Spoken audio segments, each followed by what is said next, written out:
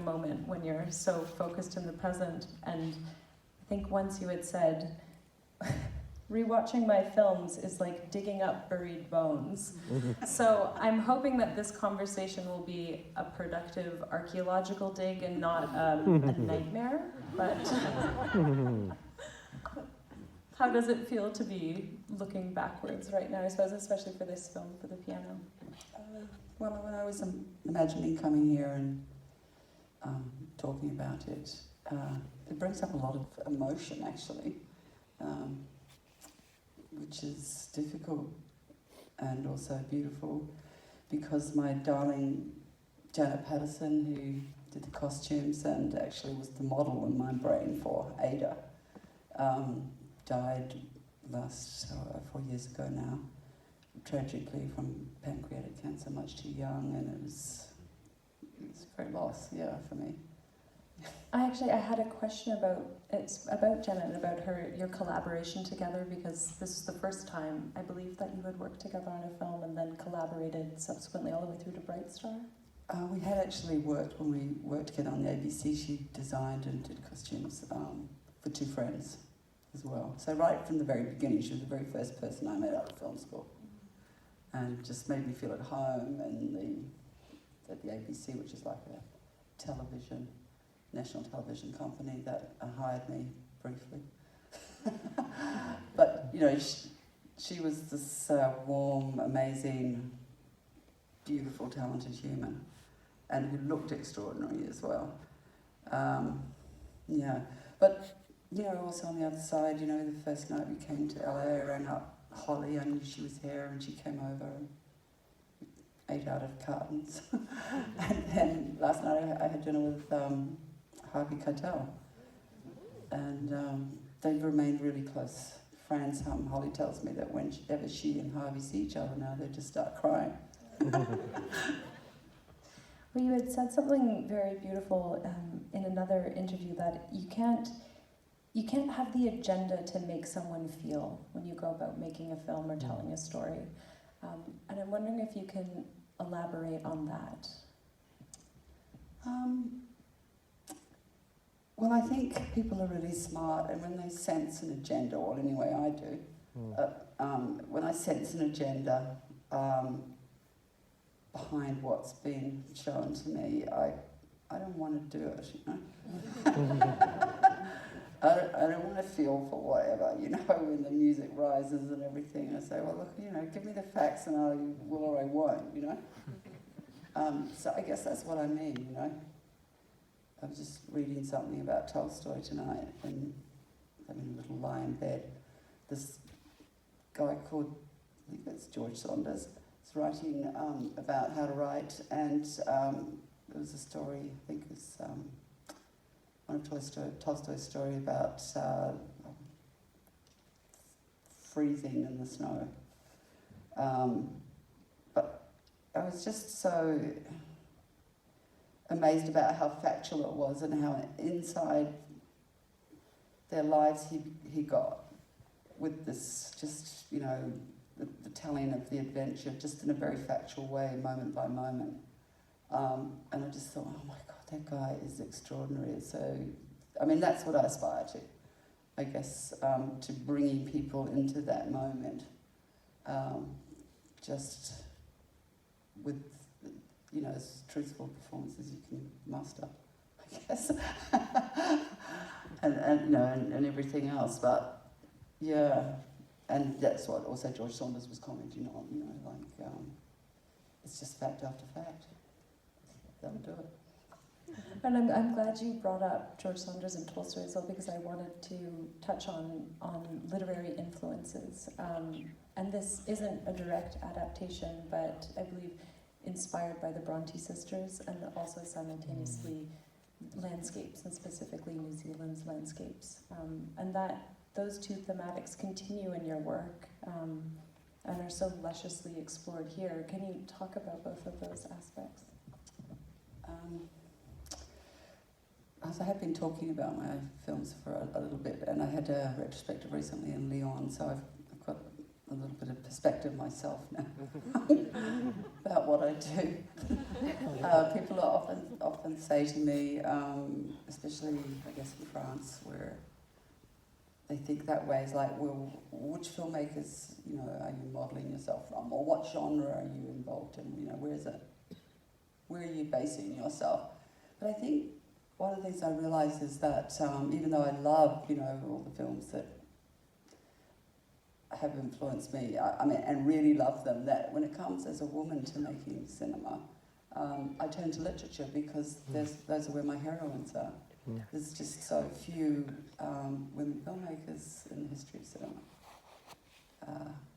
So I don't feel that same kinship as I would with someone like Emily Bronte, or Emily Dickinson, or Flannery O'Connor, or any of these great, what I think of as free, wild women, you know, or even Janet Frame. So when I think about Wuthering Heights, I think that is a story that I've always adored. It's so romantic, and you know, to think that Emily Bronte wrote a character like Heathcliff, even though she had zero romantic experience, like none, as far as we know. Perhaps her brother Bramwell was a bit of a rascal. But, I mean, you know, really nothing. And yet she wrote this incredible gypsy sort of, you know, great sexy guy, you know. And then, you know, set in these beautiful landscapes. And I mean, I thought sometimes, you know, let me make, you know, Wuthering Heights. But the more I thought about it, it's a saga as well. It's across a generation. I think that really makes a difference. And I didn't want to tell a story that was a saga. And in the end, I used my inspiration from, I guess, Wuthering Heights, and took it to New Zealand, early time of settlers arriving there. And for influences as well, I believe that you had said that you were in art school before film school, and that the film school was quite conservative, but it was in the art school where you were meeting these real radical women and feminists and had more of an awakening in that space. Could you talk a bit about that? Well, that even went back to when Germaine Greer visited our university in Wellington, New Zealand, and it was just like this amazing moment. I mean, back then, we'd been getting onto it, like, you know, you didn't shave your legs, you didn't shave your underarms. We were radical, and that was, like, normal, you know. And then, you know, I've dutifully gone on and shaved my legs and shaved my underarms. I don't know, you know. But, yeah, I remember Germaine Greer being there, and she was just startlingly tall and exciting, and the guys were trying to give her curly questions, you know. And she was just like slamming them down, and we were like so happy. But that moment didn't last long. I mean, it really does feel like it. That feminist moment back in the 70s did not last that long, and then things got even worse. But now I think they're better. Could you? That's my brief. brief history of second wave feminism too. Yeah. No, I mean, definitely we went through some dark phases where women filmmakers were in a complete ghetto of like, oh, that's a woman's story, you know, that'll be boring, don't even bother.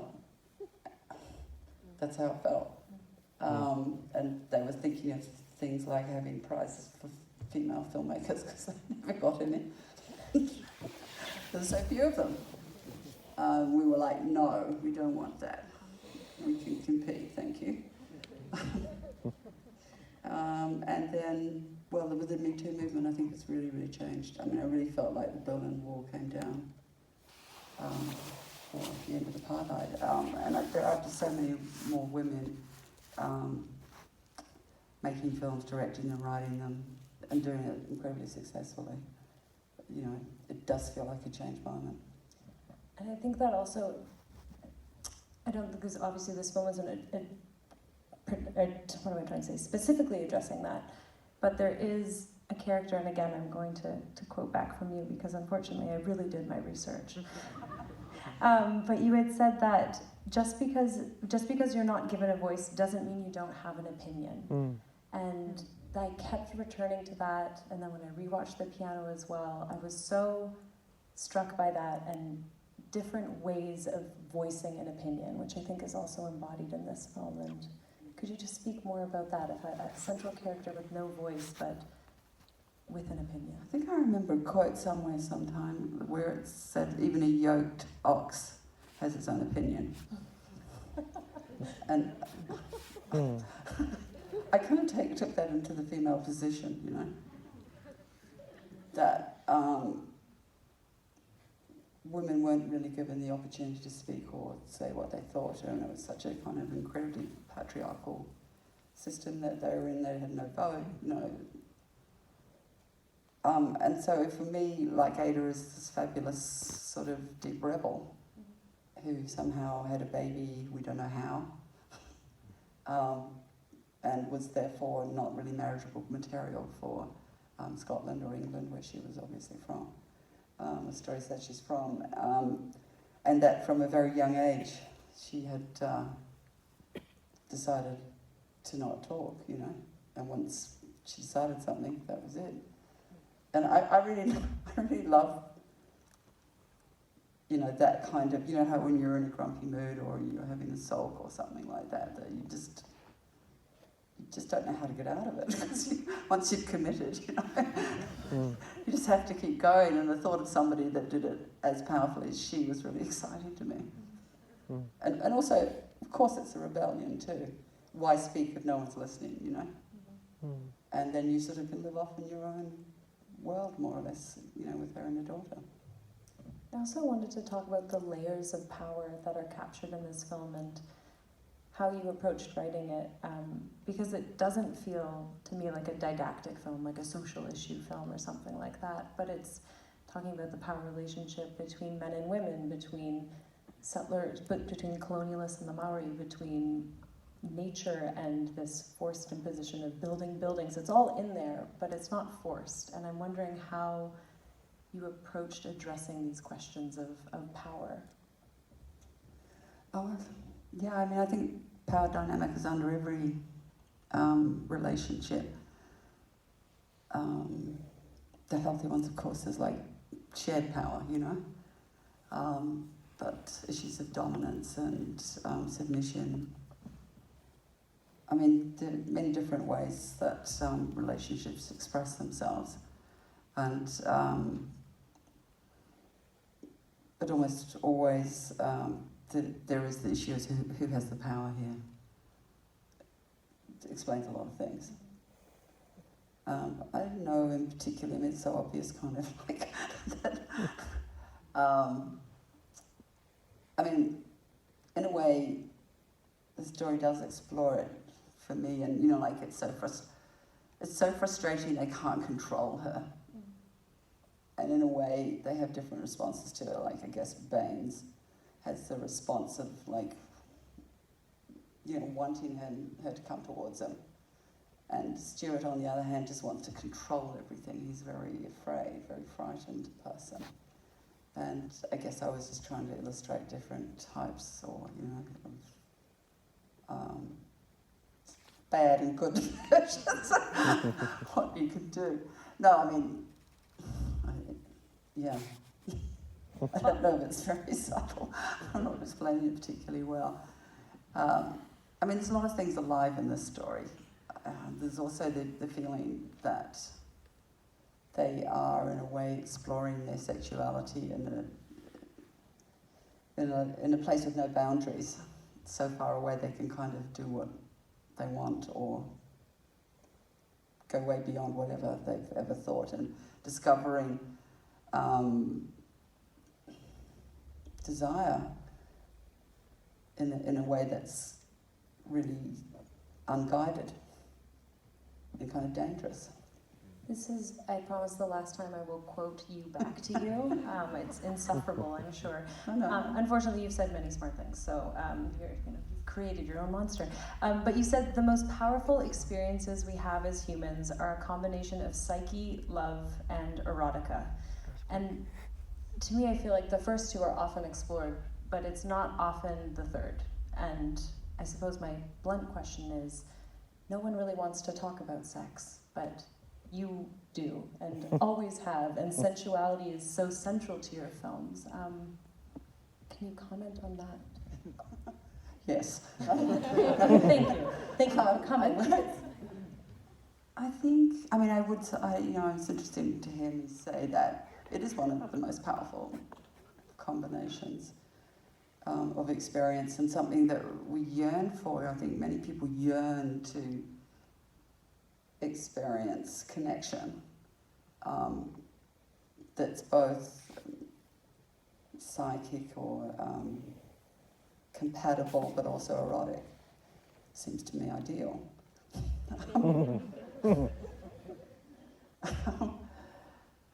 Yeah, so I was going to say something else. I guess. I mean, I think Buddha said that if there was one thing more powerful than sex, that nobody would ever get enlightened. It's just, I mean, look at how many people get in trouble with it. It's powerful. It's a powerful, beautiful, let's, it's there for our species so that we keep going. And I suppose still feels taboo, which is, I guess, why this film can still feel transgressive. Or maybe I'm just thinking that I saw Holy Smoke when I was far too young or something like that. No. Well, now everybody wears a bra when they have a sex scene. Because things have changed, I think it's perhaps to do with the internet in a way that, actually they just feel vulnerable. That people are going to, perv on them and stop their computer or whatever. Really derailed. I know they do. They tell me, so I know that's that's what can happen.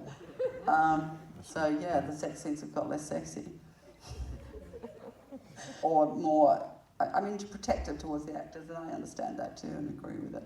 There was a time when things were freer. About expressing sex scenes. If you think back a little bit to some of the stuff that we had, like Last Tango in Paris, now seems truly transgressive. Even all the way back to pre-code films, where you could get away with much more of the... Empire of the Senses, Yeah. It's like an egg comes out of a woman's vagina. Or Catherine Breillat. Yes, yeah. My God, that's like foreign porn, really. But it's not, because it's like so brave in a way. I don't know if you've seen any of her movies. Yeah, I think they're amazing. Wow. They're frank and they're brash and they're bold, and I guess this slightly segues into my final question, as I know we're approaching 10 p.m., but I'd read that you're interested in setting up a film school of sorts, and supporting a new generation of filmmakers. And I was hoping you could speak about that.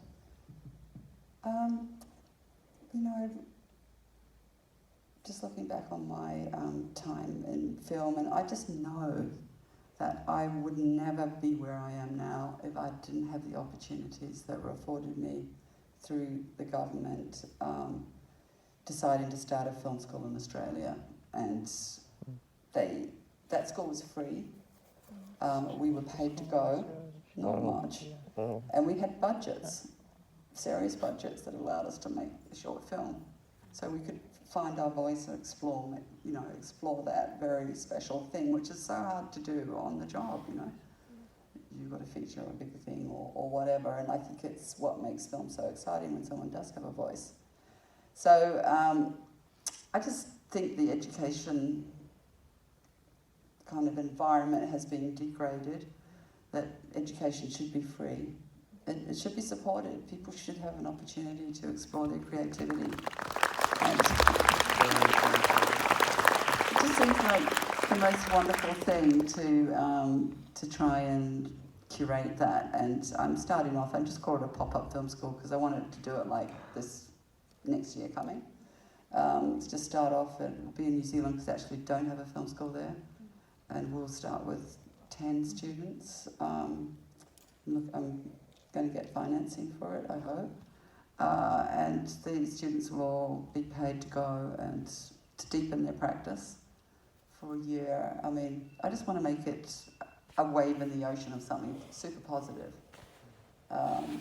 for film and for these, students that are, I hope, lucky enough to be there, and that I'm just going to facilitate it, really. I feel that how people learn is from each other and through the opportunity to try and make stuff and learn from each other. And, I'll come thumping through every now and then. So let's have a look and what more could we do, and also try and, curate learning for people in particular if they feel like they really excited about the actor-director relationship and they really want to work out more there, then, we work out together how to facilitate that and make sure that happens for them more. But there'll be just some little exercises and things that they'll be given, which will be just foundational for figuring things out. And the course will last a year. Yeah, I'm really excited about it. It sounds so exciting.